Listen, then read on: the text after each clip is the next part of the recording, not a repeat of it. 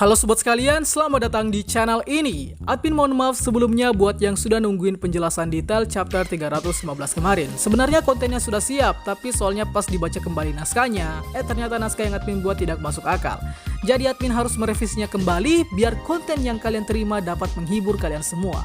Oke, di chapter kemarin ada beberapa kejadian yang belum admin jelaskan lebih rinci, berhubung durasi video dan lain hal. Namun kali ini akan kita bahas mulai dari easter egg dan detail menarik, lalu ada penjelasan Fox 100%, dan beberapa teori yang merujuk ke masa depan My Hero Academia. Tentu saja ini full spoiler kawan-kawan, tapi sebelum lanjut, subscribe channel ini biar admin makin semangat buat kontennya. Dan mari kita mulai. Sebelum pertarungan berlangsung. Jadi pada awal chapter 315 ini, kita diperlihatkan beberapa hal menarik yang sangat detail di flashback sebelum pertarungan Deku versus Nagan. Mengenai informasi yang sebelumnya sempat kita pertanyakan, yaitu tentang bagaimana kondisi sesudah Nagan dan Chisaki keluar dari Tartarus, Nagan yang ternyata langsung mahir menggunakan Airwalk, dan sepertinya ada improvisasi oleh Bang Hori terhadap Chisaki. Oke, kita mulai dari detail Nagan yang pada awal chapter terlihat sudah sangat mahir menggunakan Airwalk. Terlihat di sini Nagan dengan santainya terbang atau berjalan di atas udara, seakan kalau Airwalk adalah quirknya sendiri. Hal ini menjawab pertanyaan para fans sebelumnya, apakah Nagan ini mengalami kesulitan saat diberikan Airwalk atau tidak. Dan pada chapter ini terjawab sudah bahwa ya, tak ada kesulitan sama sekali. Kemudian Chisaki di sini menjadi sorotan pula, di mana Chisaki terlihat buntung di kedua tangannya. Namun yang menjadi pertanyaan adalah, bukannya Chisaki hanya dipotong di area pergelangan tangan? Kok bisa sampai ke sikut? Nah, dari jawaban yang mungkin masuk akal dan kebanyakan pendapat dari fans adalah kemungkinan ini adalah improvisasi yang dilakukan oleh Bang Hori kepada Chisaki. Yang entah alasannya apa, kita belum tahu pasti. Apa yang membuat Chisaki ingin bertemu si bos? Dari chapter 312 sampai dengan chapter ini, Chisaki seringkali memanggil nama bos dan bilang bahwa dia ingin sekali bertemu dengan bosnya. Lalu pertanyaannya, seberapa pentingkah dan apa yang membuat Chisaki ingin bertemu dengan si bos? Nah, ada dua kemungkinan kawan-kawan, yaitu Chisaki ingin meminta maaf ke bosnya atas segala kekacauan yang dia lakukan di masa lalu. Yang kalau kita ingat kembali, Chisaki ini sudah melakukan kesalahan yang bisa dibilang sangat sulit dimaafkan. Mulai dari penyiksaan anak di bawah umur, membuat koma si bos, dan menghancurkan organisasi Shia Hassaikai. Sehingga dari semasa keluar penjara, sampai dengan chapter 315 ini, Chisaki hanya memiliki satu tujuan, yaitu bertemu si bos dan meminta maaf. Kemungkinan kedua adalah Chisaki berniat untuk menyembuhkan si bos dengan quirknya. Perlu diketahui kawan-kawan, quirk Chisaki ini tidak sepenuhnya hilang, karena pada saat kekalahannya, dia tak kehilangan quirk overhaul. Namun yang hilang adalah syarat pengaktifannya, yaitu tangannya yang dipangkas, sehingga quirk overhaul yang dia miliki tak dapat diaktifkan. Nah, kenapa admin mengatakan bahwa quirk overhaul dapat berguna bagi penyembuhan si bos? Karena overhaul dapat memperbaiki, merusak, dan bahkan memodifikasi lingkungan ataupun makhluk hidup. Sehingga dengan kemampuan quirk ini, Chisaki dapat menyembuhkan si bos yang sebelumnya dia buat koma. Nah sekarang, bagaimana cara overhaul dapat mengaktifkan quirknya, sementara tangan untuk mengaktifkan quirknya sendiri sudah tak ada? Nah, untuk menjawab hal ini, admin sudah buat di konten teori khusus, dan nanti akan kita bahas di konten tersebut. Karena sepertinya dengan baliknya Chisaki ini, ada banyak sekali kemungkinan yang bakal terjadi. Oke, tungguin bro. Penjelasan Fox 100%. Jadi di chapter ini menjanjikan kita dengan jurus baru Deku yang cukup mengejutkan, di mana jurus baru Deku ini menggabungkan dua quirk sekaligus, sehingga menciptakan kekuatan yang setara dengan 100% one for all.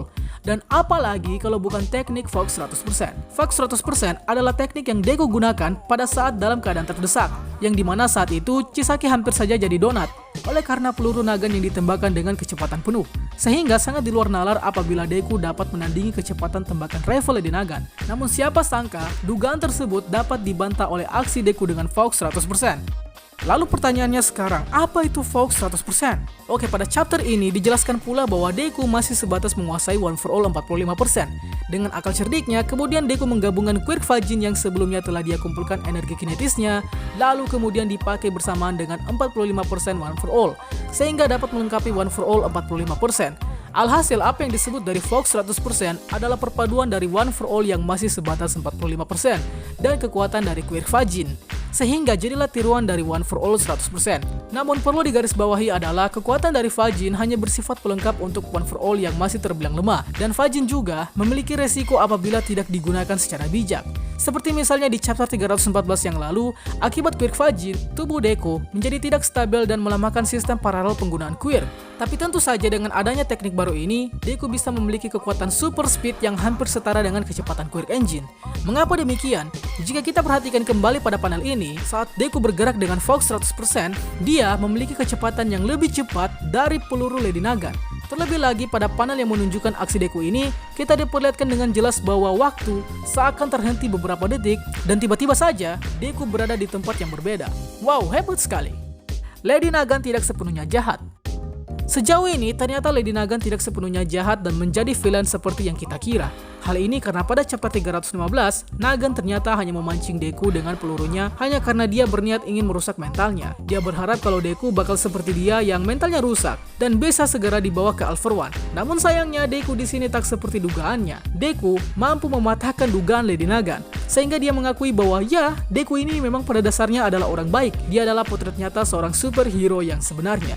Hal ini ketika Deku berhasil menolong Chisaki, yang seakan Deku tak memperdulikan dirinya sendiri dan malah menolong seorang musuh yang seharusnya menurut Lady Nagan ini menjadi sasaran Deku buat balas dendam.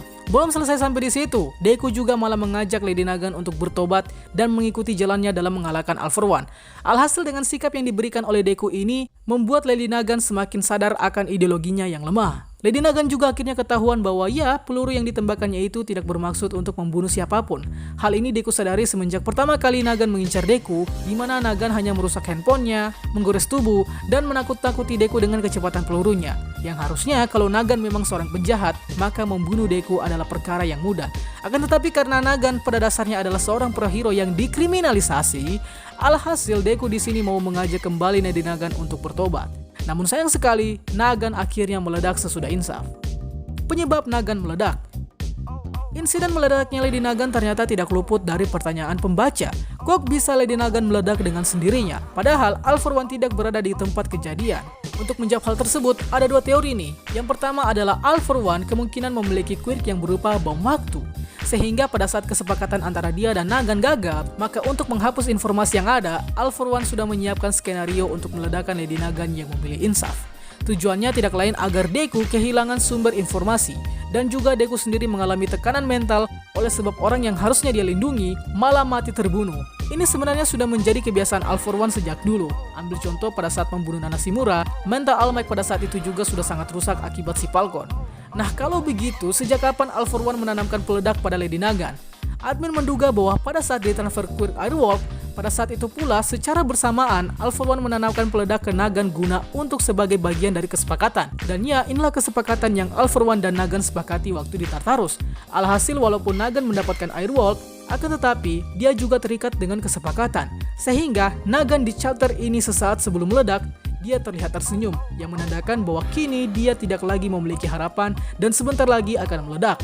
Kemudian teori kedua, Nagan meledak disebabkan oleh granat yang terdapat di pinggangnya, yang hal ini juga sudah di dalam kontrol All For One, sehingga dapat dikendalikan dari jarak jauh. Bagaimana cara Hawks tiba-tiba muncul? Setelah Lady Nagan meledak, tiba-tiba Hawks segera datang untuk menolong Lady Nagan, dan ya, ini menjadi suatu pertanyaan lagi. Kok bisa Hawks datang tiba-tiba? Tahu dari mana dia? Jadi kedatangan Hawks tiba-tiba di sini tentu saja memiliki jawabannya sendiri. Kedatangan Hawks secara tiba-tiba dapat terjadi karena pertama di chapter 311 sinyal GPS Deku hilang, sehingga inilah penyebab Hawks dan lainnya langsung mencari keberadaan Deku. Karena Hawks pastinya tahu kalau Deku saat ini tidak sedang baik-baik saja. Karena sebelumnya pula Hawks memperingatkan ke Deku bahwa jika yang Deku hadapi adalah Nagan, maka sebaiknya Deku kabur. Kemudian untuk menemukan keberadaan Nagan dan Deku, dapat diasumsikan bahwa Hawks pastinya menggunakan fungsi lain dari quirknya yaitu Fast Wings untuk mengetahui keberadaan Deku melalui analisis getaran yang ditangkap oleh bulu sayap Hawks yang kemudian diubah menjadi informasi suara dalam otak Hawks, sehingga lokasi keberadaan Deku versus Lady Nagan dapat diketahui.